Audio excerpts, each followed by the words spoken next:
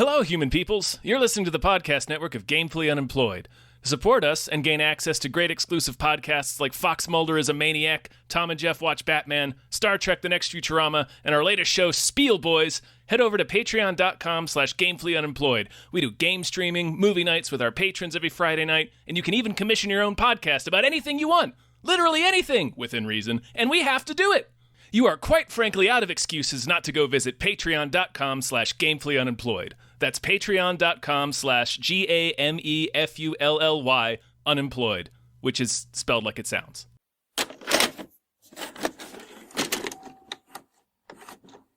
I can count, Tom. Hey, everybody. I don't believe you. Hi, everyone. My name is David Bell. My name is Tom Ryman. And we just watched Bob's Burgers! The Robert Burger movie. Yes. Robert Burger. Robert Burger. Oh, boy. Oh, no. Oh, no. Oh, God. Oh, boy. Oh, Dad, I don't want to stop your flow, but can you pass the peel off? oh, God. That's butter. You know what? Butter's better. The movies, Dave. It's No better been- way to celebrate the movies being back than a movie about a TV show. Yeah. Well, I saw this almost a week ago, so I'm reviewing it in my head. We didn't originally I didn't watch it planning to talk about it, but I'm glad we are because I for the past couple years have been watching the shit out of this show. Hannah showed me it originally, and I took to it. For reference, I guess, this is a show by Lauren Bouchard. I think I'm saying the name right. He and Brendan Small created home movies. Mm-hmm. And before that, so that's where that him and Brendan Small kind of had they split up. Brendan Small did Metalocalypse after that. He also worked on Dr. Katz, obviously. And so there's this direct line between Dr. Katz and Bob's Burgers. And I love Dr. Katz. I love home movies. It's just really gets me.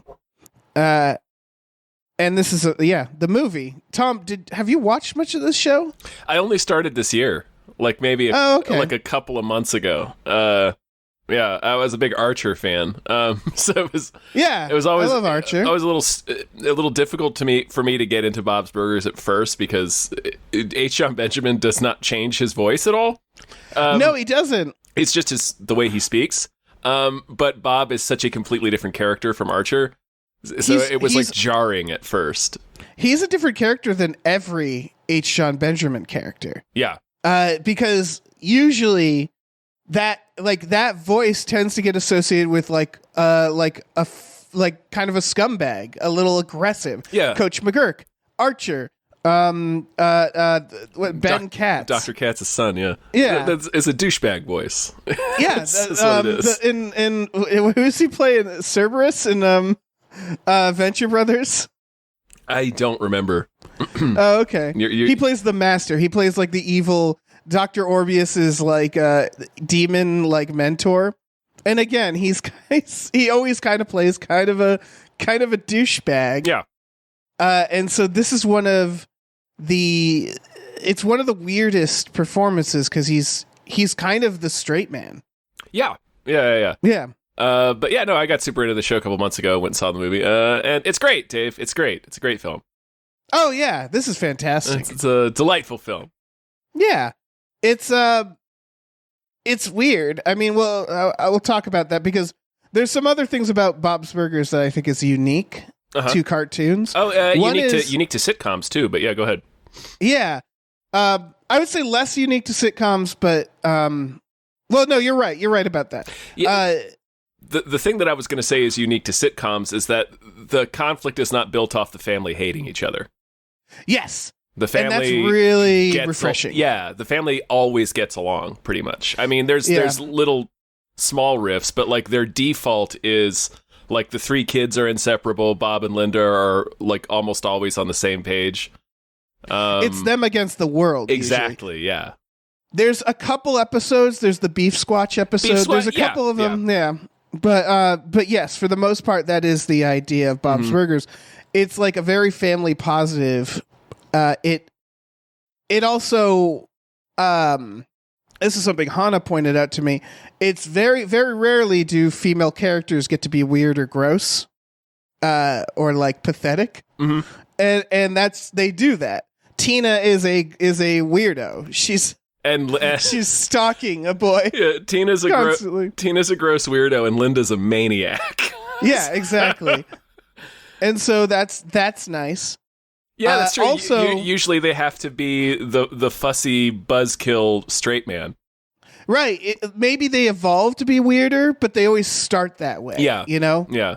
And then on top of that, I think one of the more unique things about Bob's Burgers is that it is completely grounded in reality. For the most part, yeah. Yeah. In terms of plot. It's there's no aliens, there's no weird concept episodes. They don't do a crossover with Star Wars like Family Guy would. They don't do anything outrageous. It's which again, this is not abnormal for sitcoms. It's abnormal for cartoon sitcoms, I would say. Yeah.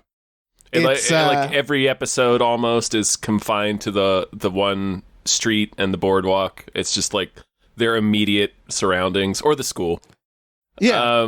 Which again is not unusual for sitcoms, but unusual for an animated show for sure. Like by this point, what are they, 9-10 seasons in? Like The Simpsons had gone to space, Homer had been president. Yeah, exactly. They haven't done that so far. Right. I would say it's unique in that it's a adult sitcom aimed at, I would say, people around our age too. Like, this isn't, I wouldn't say unusual with sitcoms necessarily, but like we watch Bob and Linda undergo like a lot of financial trouble, a lot of socializing as an adult. There's the episode where they go to an escape room with like another couple that they hate. It keeps it grounded, and it keeps it like kind of relatable to people around our age. Who are just starting out with families. So that's not unique in the sense that it's like, obviously that's what most sitcoms are, right? It's more of me realizing that I'm old. Yeah. That's part of it. Because like The Simpsons was made for people our age when it first came out, you know? Right. Like it's... Right. Yeah, Homer, we are the same age as Homer. Like Homer's like 38, right? Yeah, that's a real bummer. Yeah, it was a bummer becoming older than Homer Simpson. Yeah, for sure. The other notable thing about Bob's Burgers is it's related to that family positivity thing you mentioned. It's never cruel. No, it's so like seriously, and this is not a knock against those shows, but like the next time you're watching like most sitcoms, and particularly most animated sitcoms, just like pay attention to how caustic or cynical or just mean the humor is. Right. And that's not the humor in Bob's Burgers. And again, there's nothing wrong with that style of humor. It's just become such the standard for sitcoms or 30-minute comedies that it's refreshing to see one where that's just not the style of humor. Yeah. So this is, I don't know if this is true. It feels like it's designed for people who are either very young or people who are nearing 40. And what I mean by that is that when I was in my 20s and I was an idiot and I wanted edgy humor, this doesn't have that. And it's that age where you confuse the two, which is like, I don't know if that's true, to be honest, because I now think about, I loved Dr. Katz. I loved home movies. And I would argue neither of those are very mean either. They're a little more mean. I feel like Dr. Katz is a little bit more, but I haven't seen any of home movies, and I've seen very little Dr. Katz, so I can't really comment on it. Dr. Katz, Ben Katz is a sex pest throughout the. It's that did not age well because he keeps harassing Laura, the secretary of Dr. Katz. The woman who plays Laura is great though. And it's very funny. A lot of it feels very improvised. And obviously the stand-up comedy throughout, it's like it really depends. You should definitely watch the David Duchovny Dr. Katz episode for obvious reasons. Yeah, for sure. I didn't know it existed, and now I have to see it. Yeah, because it's all stand-up comics and David Duchovny. and it's like really weird that he did an episode. That seems right for David Duchovny. Yeah. Honestly, it seems like something he would a situation he would insert himself into. Yeah. Hey, I get jokes. Home Movies is very similar to Bob's Burgers in the sense that it's capturing a specific vibe, which is like I would say the Bob's Burgers movies, it captures both what it's like to be an adult, but also what it's like to be a kid, right? Because there's the two threads. Yeah. And Home Movies is more focused on adults, but it's that same dynamic, which is a lot of people just sort of talking. It's pretty grounded in the real world, but obviously everything is exaggerated. And like there's episodes where like Brendan has a terrible sleepover.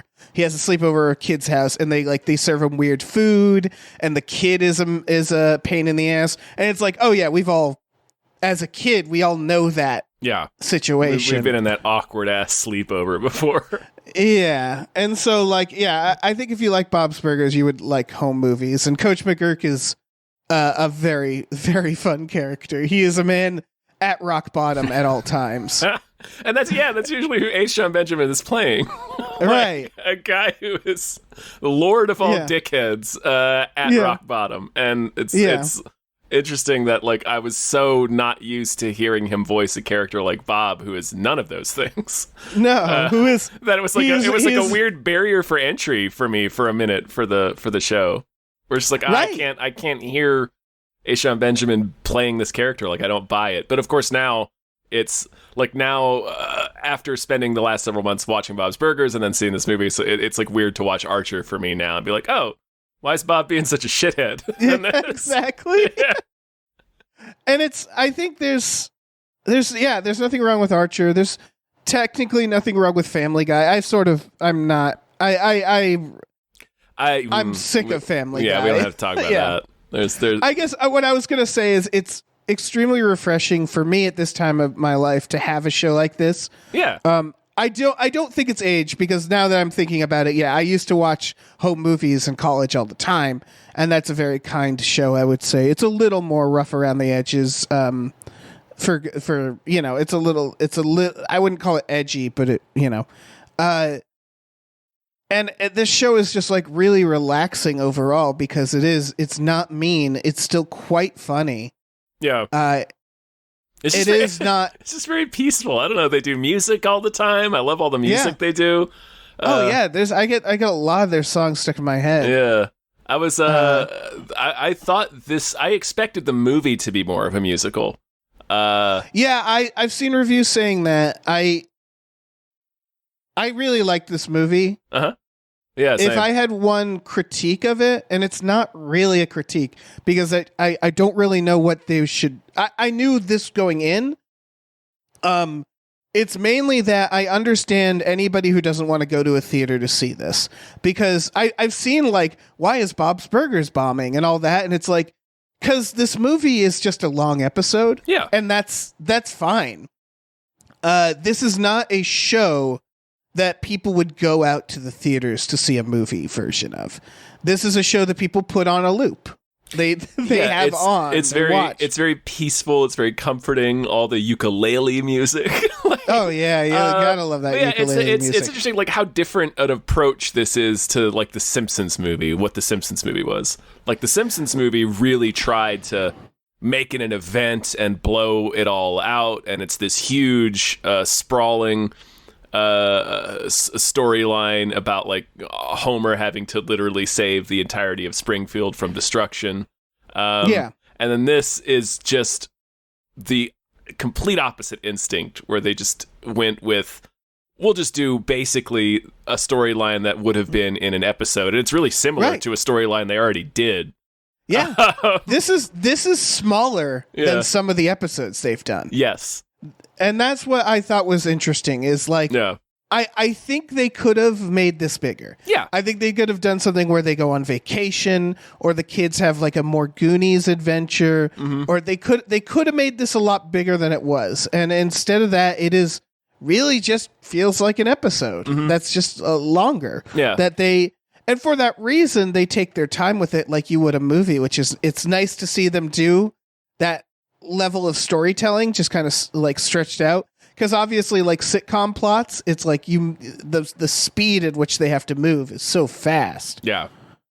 So it's nice to see them actually take their time. Do we want to actually go through the plot? Yeah, sure. So it's Bob and Linda go to the bank to get an extension on their loan. They're turned down, and everything starts just piling on them, basically financially. A giant sinkhole shows up at the front of Bob's Burgers. Yeah. Meanwhile, there's subplots where Tina is trying to ask Jimmy Pesto Jr. To be her boyfriend, or her summertime boyfriend. Her summer boyfriend, yeah. Yeah. Gene has a piece of crap instrument that he loves. That is 2 forks, rubber band to a napkin dispenser. I love how modest Gene's goals always are. It's like half of the time it's literally playing with trash. Yes. Gene is great. Gene is great. They very much, I think, are like he's perfect. He's so filthy. Yeah, he really is. And Louise is dealing with the fact that she feels like she's a baby. She's been wearing her hat her whole life, her rabbit ears. She's ridiculed on the playground for not doing something out of fear that her hat will fall off. So those are like they set it up, and the way you would as a musical is you set it up in a song, right? Yeah. So it's everybody about to go into summer, and it's like, this is my expectations. And I'll say that's where the movie does feel bigger. Is there's only maybe 3 songs, like 3 big musical numbers. But they really, you see how the extra budget they spent goes into the animation.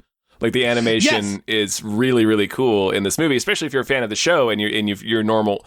You're used to seeing these characters animated, with a television budget. So seeing them in the movie was really cool because with the music numbers in particular, they get to really get into dancing, and they love to animate dancing on the show too. So it was cool to see the movie where they had more money to do it and they get to do more elaborate stuff, particularly with the dancing, but with all the character movements, it just looks cooler. Apparently it's hand drawn. I'm reading about it. Yeah. So that's really interesting. Well, no, honestly, I thought they probably did the Disney thing, because you're right. It's like they had more time to do to have longer songs and stuff. But there was some dancing in this, and in the ending credits is all everybody dancing. Yeah, and it felt like they were really proud of the dancing, and I think they used human references, right? Like I feel like probably, they did like the Disney thing where they record someone actually performing, because man, the dancing is really fun. Yeah, the Carney dance is the funniest fucking thing ever. It's so good. Yeah, I want to watch that dance again because it's both coordinated and not. Yeah, it's a deeply unhinged dance. It's really good. So the sinkhole happens. Jimmy Pesto smiles. He doesn't speak for some reason. Odd how he doesn't say anything. Yeah, Jimmy Pesto doesn't have any lines in this. I wonder why. Weird. What, I don't know, man. I'm not going to look it up. I'm just assuming they didn't want him in it. Yeah. And so it's not like he tried to overthrow the government or anything. No, nothing like that. So they're basically fucked. Like they have to pay the bank, but they have a sinkhole, so they have to like usher people through the alleyway, which is just not working. Bob's dread is beautiful.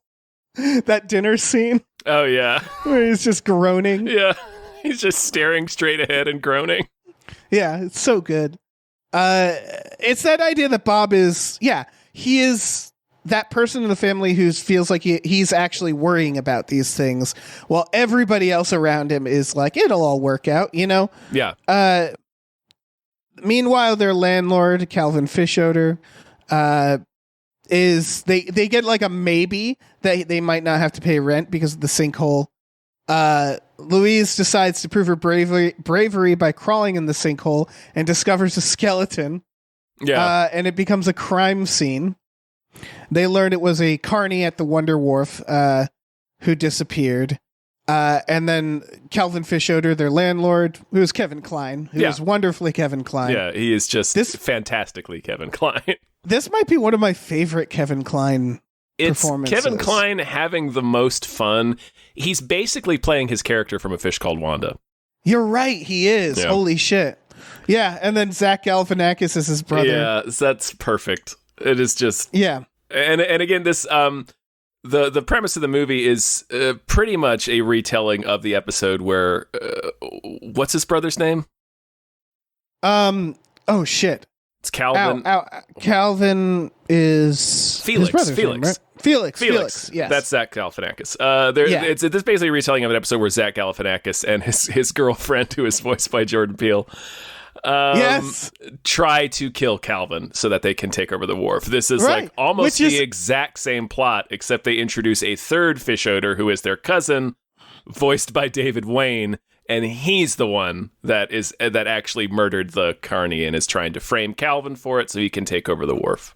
Yeah, I think it goes without saying that the voice acting in this fucking Christian Skull, we mentioned David Wayne. Gary Cole plays Sergeant Bosco. Yeah, he does. Nick Kroll is there, of course. Like it's constant. It's constant. Jordan Peele's in this. Mm-hmm. Jenny Slate is constantly in as Tammy. Sam Cedar is there. Paul Rudd is there. This is not just this movie. They've constantly gotten so many good voice actors throughout this series. Yeah. So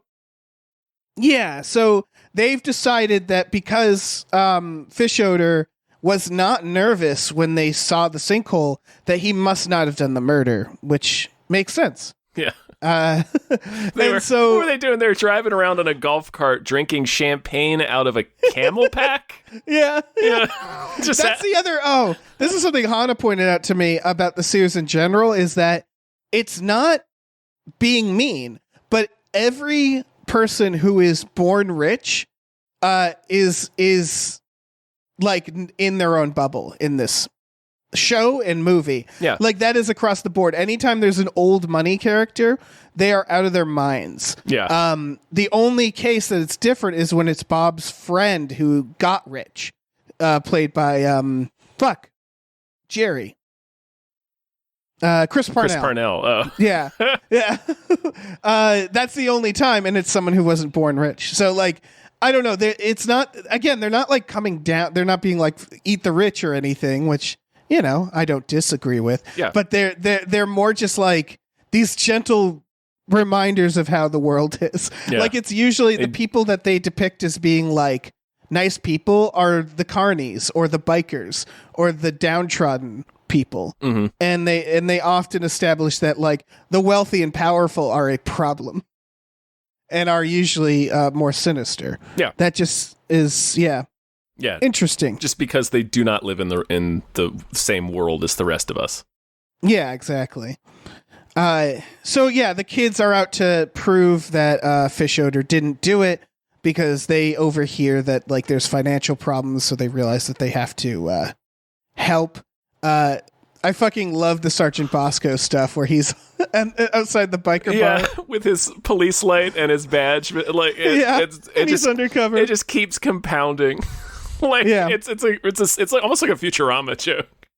Yeah, it is. He's staking him out, and they're like, you might want to. It's like you might want to take your light off your car. Oh, damn it! And your badge is in the window. Damn it!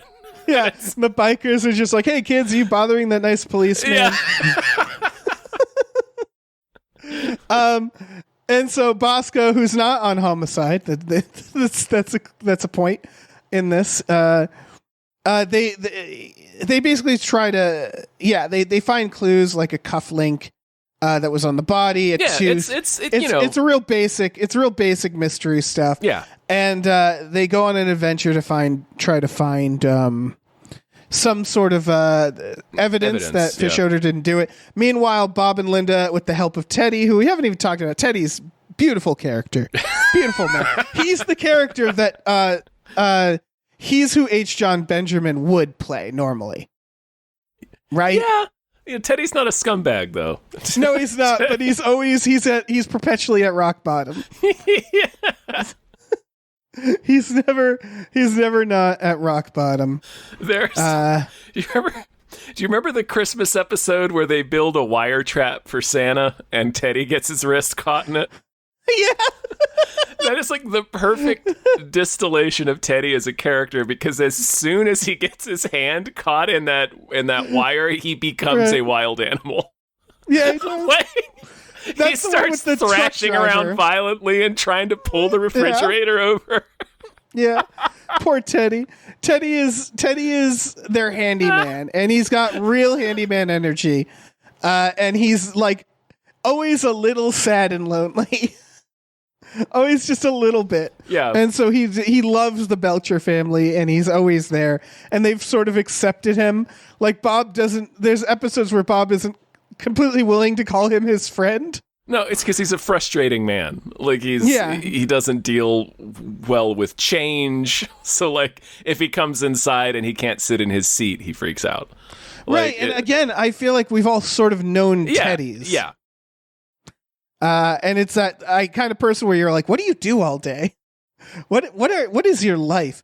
And so the episode where Tina basically dupes him into investing in her garbage school project, like her school business, and they have to they have to force him away. Louise and Jean come in and like, no, it's a scam, and then Tina admits like, yeah, you're right, it's a scam, but like they still can't convince Teddy not to invest in it. Yeah, they have to force him. It's like, I wonder what. It just cuts them later, and Louise saying something like, "Yeah, the whole neighborhood just watched 3 kids shove $100 back into a grown man's pocket." Yeah. Oh, it's wonderful. Yeah, Teddy's a pure soul. Yeah, he's a beautiful man. Yeah, and I aspire to be Teddy. He's perfect man. And so he's helping them out. He builds a food cart, and they go to the wharf, and they basically, this is the beauty of Linda's energy, is Linda will get herself into these really like serious situations through happy-go-lucky attitude. There's the one where she steals the cop's gun. Did you see that one? No. Oh, Sergeant Bosco is like ruining. She's doing a date, like a speed dating at the restaurant. Oh wait, yeah, and when she holds everyone hostage, yeah, and then she just like playfully takes his gun, like it's not a big deal. And then she's arrested because it's like, oh yeah, you can't take a cop's gun. You absolutely can't. But it's always that where it escalates. Real serious crime. Yeah, where she's. So so they're going to the wharf, and it slowly dawns on them that like what they're doing is really like illegal. They're pretending to be a vendor at the Wonder Wharf. It's illegal, and it's also shitty. Like they're looking around at all the actual wharf vendors and like, oh, we're stealing money from them. The slow realization that what they're doing is fucked up. You can't just do that. Yeah. And they get chased away, and then meanwhile the kids are their like clues lead them to the roller coaster, to the there's a secret base in the roller coaster where the cousin David Wayne reveals his plan. He's going to drown Calvin and Felix and burn down the wharf because he has plans for basically a new amusement park that's going to have new shops, and he wants to update it to make more money. Right, and basically Bob and Linda swoop in to save them, and they just get kidnapped as well. The whole Belcher family is going to be murdered, which again, not the first time. Yeah, a thing that has happened more than once. Yeah, at least Bob has almost been murdered. Yeah. By Felix. Yeah. Yeah, it's so weird that Felix is allowed. I mean, that's the point. He's allowed to just walk around. Yeah, Felix is just free. Oh, that's pretty funny. Yep. And so they have to escape. They put to the statue nipples, and Bob and Linda, I believe, escape, right? Or no, the whole family The whole escapes. they get into a bumper The car fish chase. odors. Yeah, the fish odors are left behind to die in the. They at least think they have rigged a amusement park submarine into a real submarine, which they realize like to you drive can't to do. Cuba. They're going to drive along the ocean floor to Cuba.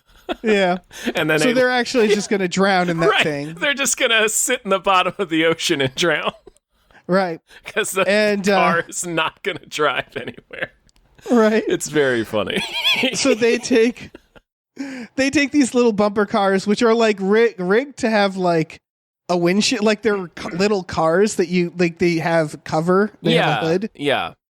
And we know why soon. They basically do a little car chase, and then they get shoved into their own sinkhole, and the cousin buries them alive. And this is where they did a lot of work, because they show that they replaced the pipe that broke with a plastic pipe that's like flimsier. Mhm. And so they basically use the car to they rev the engine and like break the pipe to get out. But before that, they handle the stuff with Louise. Yeah. And her bravery. And she thought that hat that she wore was because she was scared to go to preschool. And the reveal is like, no, we made that after preschool. You were brave, and I made the hat because it reminds me of my mother, Bob's mother, which we never really. Like, they never really explore her that much, so it was cool to have that. And it's like a heartfelt moment as they're being buried alive. Yeah. And they get out, and then they basically they save the day, right? They get the cops involved. Yeah. Like Bob is able to step on the gas to use the car's rim to saw through the plastic pipe, and they get out, and Teddy frees them from the capsule. Right, and then they actually Tina has to not Tina Louise has to save the day and show that she's brave. Yeah, by actually like preventing the explosion. Yeah, both her and Bob have to climb out onto the roller Bob coaster. does nothing. He climbs out there though. Like he does. He makes the effort. So yeah, it's great though that he just climbs out and he's slowly trying to get there while Louise does the actual thing. And then the sinkhole's patched up, and Fish Odor is so thankful that he pays off their loan, etc. Yeah, he waives their rent for the month, so they're able to pay the bank the loan on their restaurant equipment. Right. Again, it's a very interesting dynamic they always have, where Fish Odor gives them just enough. Mm-hmm. He never wants to actually help them, even when he wants to help them. Yeah, he won't. There is a very firm limit to how much help Mr. Fish Odor will ever give them, and it's right. The most will just be he'll waive rent their next month's rent. He'll dig them out of he'll get them out of like whatever problem, whatever current crisis they're in. Yeah, but just barely, like just enough. Yeah. So there's always like it's just forever robbing Peter to pay Paul is Bob's Burgers, and that's pretty much the reality for a lot of us. So it's nice, exactly, to watch it and be comforted by it. Yeah. They had the episode where Bob's rich friend shows up is very interesting, because the idea is he actually gives Bob a lot of money, invests in the restaurant, but he wants to change it all and make it like cheap. He wants to make it like a tiki bar, and it's not what Bob wants. And I don't know. I thought that was a very interesting observation about someone investing in a creative endeavor. Well, and there's a through line with Bob too throughout the show and the movie, is that he's worried about the money because he has to keep the lights on, but like he really is like an artist, or at least he has an artist spirit. Like he doesn't he care loves about what he does. Yeah, he doesn't care about making money. He wants to be able to make hamburgers the way he wants to make hamburgers. Right, and to a fault, where like at the beginning, to a fault, yes, where they go to do the business loan, and he makes the guy a burger, and he's like, "This burger is going to change his mind," and the guy's just like, "I'm cutting down on meat." Yeah, he just doesn't even eat it, and they're so shell shocked. Like Linda's like, "Do you want the fries?" Yeah. Bob is an artist. He's passionate about what he does. His whole upbringing was like he worked at his dad's diner. Yeah. His dad wouldn't let him do the things he wanted to do, which were burgers that honestly sound terrible most of the time, but he loves them so much. Yeah, it's what gives him joy. Yeah, and that's the whole struggle. It's very much about wanting to do what you want to do in the face of constant poverty. Yeah, it's that's what Jimmy Pesto's represents, of course, is the easy route. It's Jimmy Pesto's across the street is like the sports bar, even though it's also an Italian restaurant. It's like a weird mix. Yeah, he just does whatever is popular and is going to make him money. There's no creative integrity. He just wants to make money. He's just making money. He doesn't care about the actual food. No. Whereas Bob always cares. But also his tastes are simple. He just wants burgers and fries. He doesn't... Although their Thanksgiving episodes are always delightful because Bob's a lunatic is so at Thanksgiving. Yeah. He loves it so much more than anybody else. Yeah. Yeah. But yeah, that's the Bob's Burgers movie. What season are you up to? Oh, I'm just watching around. Like similarly, I got into it because Marina got into it, and she's watched all of them, but she's gone through and made playlists of her favorite episodes from each season. So, that's a good idea. Yeah. I'm so altogether, altogether, I've seen probably 50 episodes. Okay, I've seen them all to different various extents of like sleepiness. So every now and then I'll still hit an episode where I'll go, oh, I don't remember this episode at all. And it's kind of nice. It's a nice little surprise, but it's one of our, like, I'm just having this on a loop constantly because it's just so comforting. Yeah. But it is weird how like, did you do the cruise episode?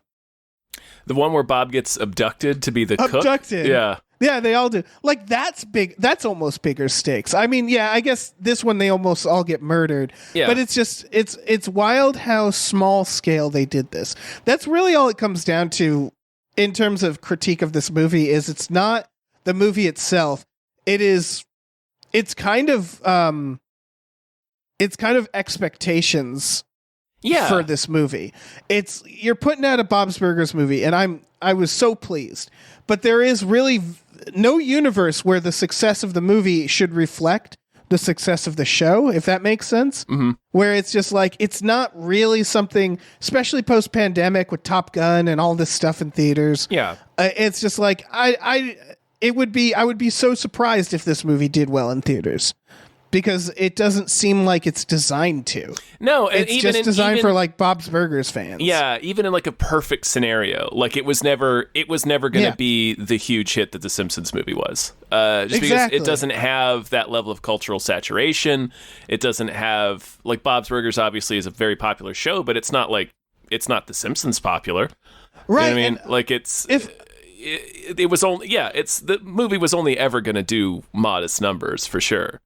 For sure. And it's not a very big scale movie. Mm-mm. I will say, I think this show should replace The Simpsons in terms of like what's popular. And I don't even know if The Simpsons is that popular anymore. I haven't seen an episode of The Simpsons in ages.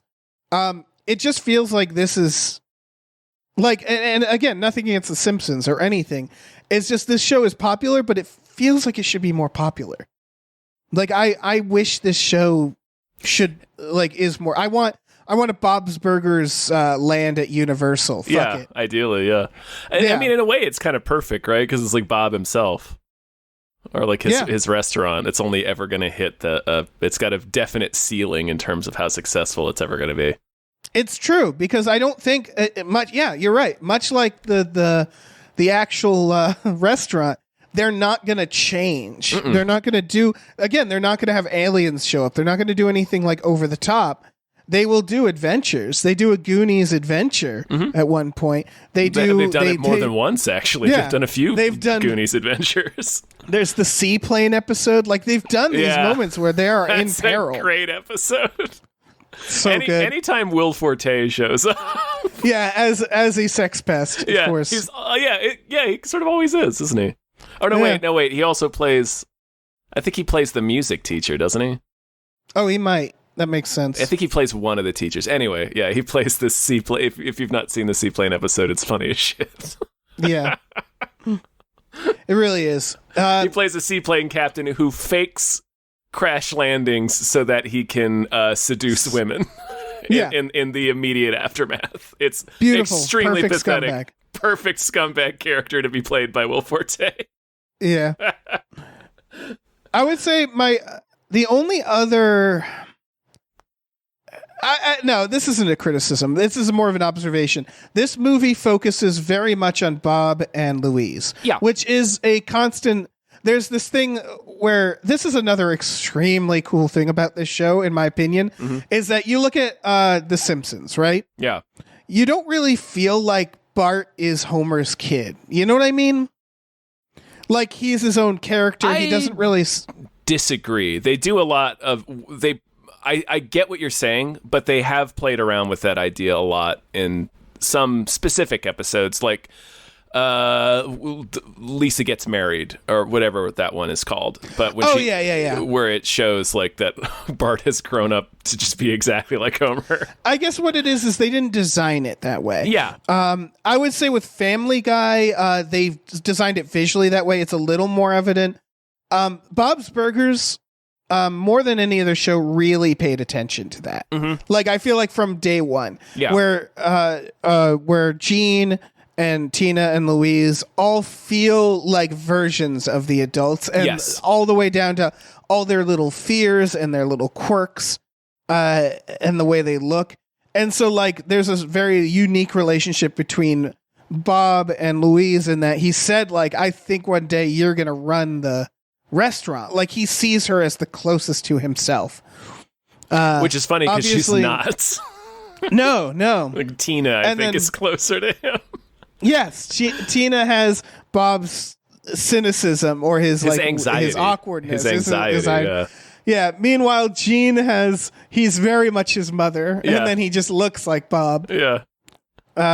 And so like they do such a good job with that, with designing three characters to kind of just be like versions of the two adults. Yeah, and I was gonna say, Louise is like the cleaner mix of the two, like for sure. Yeah. And in terms of her personality, yeah, they focus very much on that dynamic, which makes sense, and they do that a lot. And I think, I don't know, they do a little bit with Bob and Tina as well. They do Bob and all of them. Yeah, and you know what, they do stuff with Louise as well. Yeah. Or not, sorry, Linda. With Linda and her kids. Like, they have episodes about that. Yeah, but sure. yeah, this is, I would say, like, the characters Tina and Gene don't have as much to do in this. No, they're very much secondary characters. The movie's primarily about Bob and Louise. Which is like, yeah, you're going to make a movie. You can't make it about everything. I guess I was a little sad because Tina is probably, she's got to be one of my, she might be my favorite. I don't know. It's hard. It's tough. Tina's struggles are so fun. Yeah, they're. Oh man, I don't know. It's for me. It's Linda or Louise or Gene. That's who I'm always there to watch. I mean, Linda is fucking fantastic. Yeah, Linda's the best. Yeah. I think, but that's an interesting point, though. I think that's true for sitcoms in general, where the kids are less. They don't design the characters to be as though they are the children of the parents. They design them more to be like sort of these empty buckets for story concepts. Do you know what I mean? Right. Like it's like everybody has to be an archetype. Right. So like and we've got a teenage boy, so he's going to have all the teenage boy storylines we're going to write, and they're less concerned about making that character a reflection of the parents or feel like he's like. They don't normally do that in sitcoms. You're 100% right. No. Yeah, they paid more attention, I would say, than most sitcoms. Like, it feels like science here, where they were really figuring out every little detail. Yeah. And yeah, you're right, is that they don't, that's another big positive, is that nothing fits into stereotypes. I love the episode where Bob tries to take him to the laser rock show. Have you seen that one? No. Oh, it's the planetarium, and there's like a laser. It's like one of those like 80s hair metal bands, and Gene can't handle it because it's just too loud.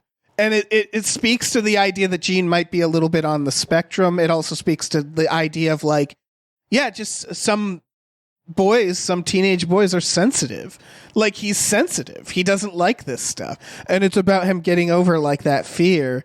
And it's like, again, things like that. It's really refreshing to see shit like that in a sitcom. Yeah. Any episode where they get to that's like the main trait that Gene gets from Bob is his artistic integrity. Like any episode where they deal with Gene not liking something musically because he just thinks it's bad is like very funny to me. He draws a line. He puts his foot down. He has the episode where his classmates trying to get him to be in her music video, and he doesn't want to because he thinks the song sucks. Right. Or there's the like he objects to it as a musician. Right. It's not just artistically. There's the one where they're into that new sport that the counselor introduces, and everybody gets into it but Gene. He wants to do his hedge trimming that he's doing at recess, and it's not about artistic. It's about the idea that he doesn't like that everybody at recess is doing one thing. And he doesn't like, he's like, I thought recess was the one place that I didn't have to be told what to do. Yeah. And I really relate to that. Yeah. That's why I hate at a party if someone's like, let's play the drinking game or let's do this. And it's like, that's like it's frustrating when everybody wants to do one thing. And so I love Gene for that, for sure. Oh man. I don't know what else we want to say. No, I have nothing else. I enjoy, this is more of a podcast about Bob's Burgers. Yeah, it's just it's about the movie, but yes. Yeah, I guess what I'd say is that if you haven't seen Bob's Burgers, you could go see this movie for sure. You probably could. Yeah, you'd probably be fine. But just as easily, you could just like put it on at home, and that is the more practical thing to do, obviously. Mm-hmm. Because then you get a sense of if you're going to like the movie. But I would say if you like the show, or if you just started watching the show, you should support this movie. I hope, what is this, Fox? Yeah. 20th Century? Yeah. I hope they don't think that this is some sort of indicator of how successful the show is. Because it's like, I really can't see why this would have been financially successful anyway. I hope they get what they want out of it. And I think they did a great job. I think it's a great movie. Yeah, I can't wait until I can just put it on a loop along with the rest of the episodes. You know what I mean? Right. Just yeah. That's what I was thinking too when I saw it in theaters. I was like, I can't wait till this is just streaming, or I can just have it in my house. And honestly, it's going to be like it'll be like a week. It's I'm sure it'll go to streaming pretty soon. Yeah, like the window is 3 weekends now, so yeah, something like that. Yeah, it's fucking wild. All right, well, hey folks, thanks for listening. Hey you. Listen, we have a Patreon, patreon.com/gamefullyunemployed. If you go on there, we have exclusive podcasts like Tom and Jeff Watch Batman, Fox Mulder is a Maniac, Star Trek The Next Futurama, Spiel Boys. We also do custom We Just Watched episodes, like the episode you're watching now. So you can also do that. We watch movies every Friday with our patrons. There's a bunch of stuff on there that you can get involved with. So take a look. Yeah. Take a look-see. Slap your peepers on it. We also have a store. Head over to gamefullyunemployed.com where you can find a link to our Teespring store, where we have all kinds of cool original artwork and designs you can get on t-shirts, mugs, stickers, posters, all sorts of things. So check that out. Check it out. Check it out. Yeah, and I don't know. I'm going to go make an instrument out of trash. Yeah. I'm going to go kill someone and bury them. Uh-huh. Yeah, do that. Yeah. Mm-hmm.